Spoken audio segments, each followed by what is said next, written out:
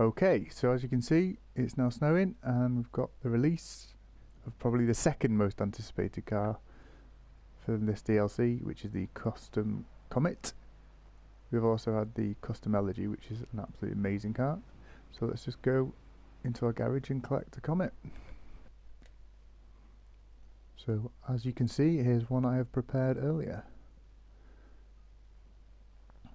This one's got no body mods, it's just got the engine tuning, etc.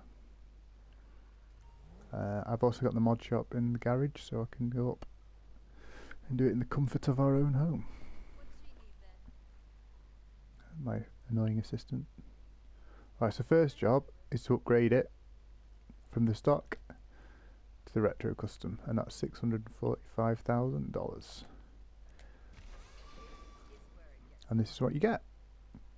So it's obviously got the big wide arch kit on, which is good because it puts the wheels tucked right into the arches as well, which is nice. Not like the 787B with all the stupid little wheels on the back.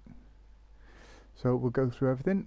As you can see, I've done the armour, brakes and things. So now it'll be down to bumpers.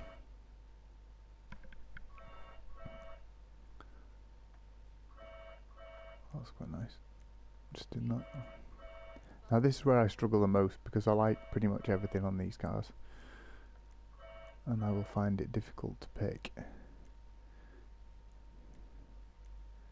Wait a minute. There's 20 options just for front bumper alone. So even though I'll probably pick something like this to start with, I'll probably end up going back and changing. So we're going to go with that to start with. Now rear bumpers, I've only got 4 different options. So we've got the small diffuser, secondary paint job small diffuser, and the large diffuser. What's the bumpers like? Doesn't really change the bumpers or anything.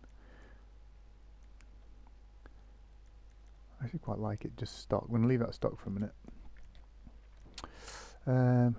Strut braces, which is funny because the engine being in the boot, you've got nothing in there at all. I think we need something like classic to go with the fact that it's a retro car. So I quite like that one. I've done that on the retro Elegy as well. Exhaust. Now I've seen pictures of that and I don't really like it. We'll just keep simple. Wow. That's a lot of options for the fenders as well. Yeah, I do like the vented wings, but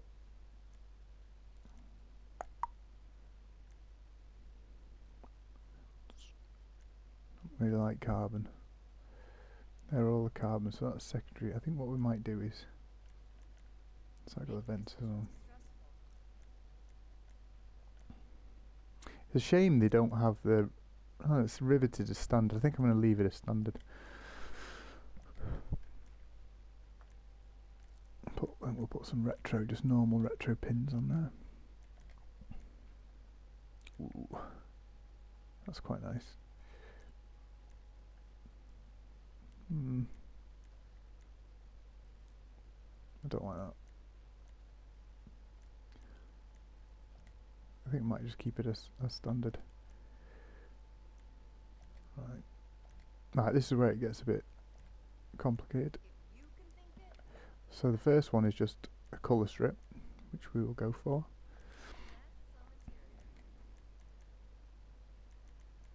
Alright, so that changes the centre part of the seats, which is quite nice. But I presume there's going to be seat options as well anyway, so we'll leave that for the minute. And we'll go for the dash. Right, so that gives you for S, right, so just I don't think it's carbon doesn't suit a retro car, does it? That seems to give you all the dials, and then it's just from there onwards it's just changing the setup. So we'll go for looking for that semi-stripped interior, but what to do at the back? No, it doesn't change that. Go for that one.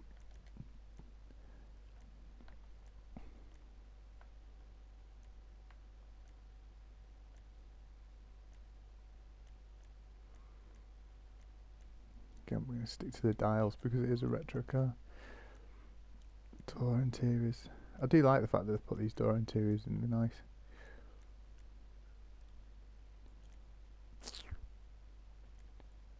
We'll go for the aluminium ones.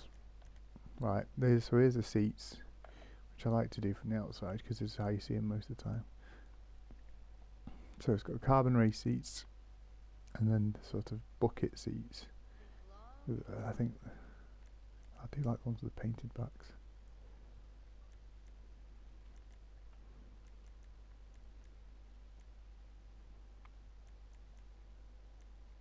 Don't like the taller seats, so I think we'll go for that style. Painted ones have got green belts, so I like the red belts.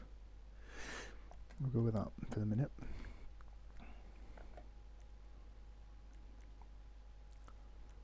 Now again, not really into the paddle shift on a retro car, so we're going to go for a retro-y style wheel. Not going to change them. Right, roll cage options. So there you've got your half cage. Well, that's got the roll cage wrapped around the dash at the front. That's just padded. And then that's a full cage, which actually seems a bit less. So that goes straight through the dash. That's quite cool. Doesn't really change the back, does it?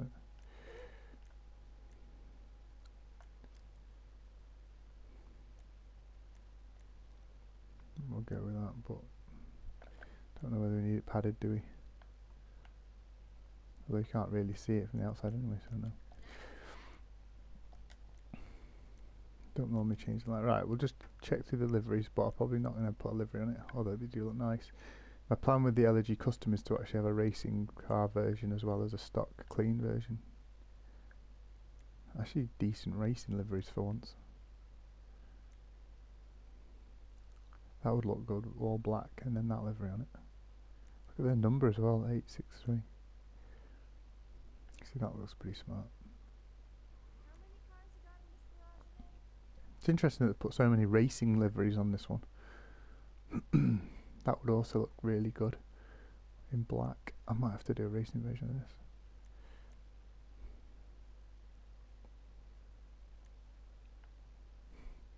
In fact, so far they're all racing versions, aren't they? That's got a bit of a martini Porsche look going to it. Again, that's nice. I don't know I'm that keen on that one, but to be fair, I think all the liveries look pretty smart. How much is it? Right, I'll stick with the white. Also go for classics so we're not overlapping anything. Where does it put the crew emblem on the side? Right, skirts again. A massive amount of options. The problem is I quite like this style, so I don't know whether I'm going to start putting big silly skirts on it. But I'm not going to do that. Right, spoilers. This is what I've been most looking forward to because I actually don't like the way the roof blends into that rear spoiler at the back. So the big wings like that break it up a bit and actually make it look more like a Raphael Porsche. Yeah, that's much nicer, isn't it? See, that's like similar to that, but sits further back. And let's face it, this is the view you always see of your car anyway when you're racing. So this is kind of the most important. I quite like that big shelf, even though it's a bit silly and big. That's just ridiculous. What the hell size of that? You could eat a 10-course meal on there. Actually don't mind that one, to be fair. Right, so it's going to be between that, and that.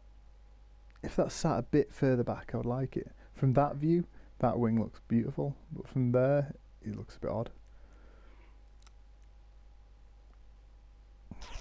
It's actually not one that I like brilliantly out of them. Because I actually like that wing shape, but I don't like where it goes.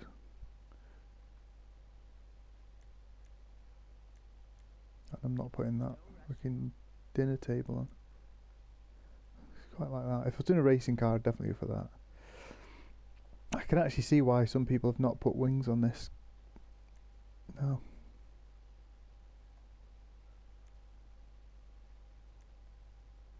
Those two, even though the positioning's nice, they look a little too modern for the style of the car. That one looks quite retro, but those two look a bit modern. I'm actually going to go with that for the minute.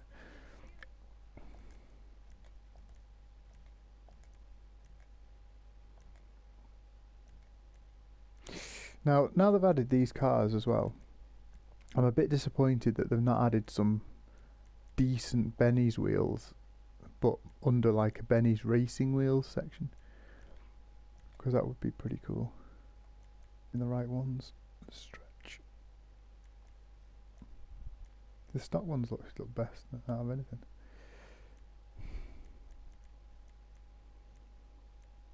They're similar to that, aren't they? I might actually put them on it.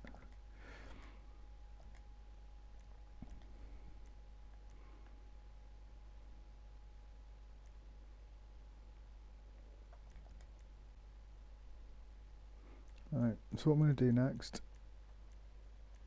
is we're going to respray it black, and then that way we can have a look at the different liveries with a different colour on. Keep it classic, I think. Then we go to liveries and have a look through what the horns,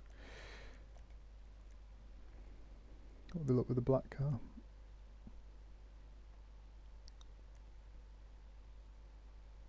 See, that looks quite nice with the black paint. It's actually changing. It's actually changing the colour of the exhaust, which I haven't noticed before. Yeah, that's quite nice. A lot of these liveries actually suit a black car.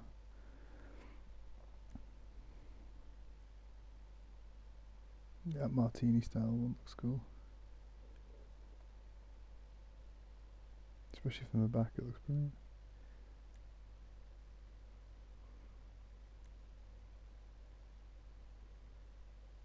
I wonder if you could match that red for the rest of the paint.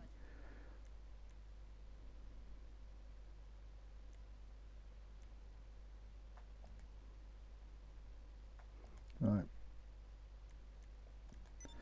So we're going to leave it like that for the minute. And we'll go and take it out in the snow and give it a blast.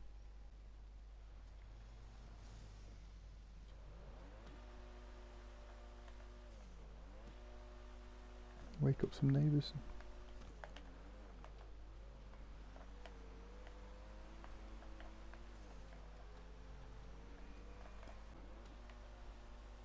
So there you've got it. One retro custom. Now it'll take me about 3 hours to choose what paint and livery to put on it, so I won't bore you with that.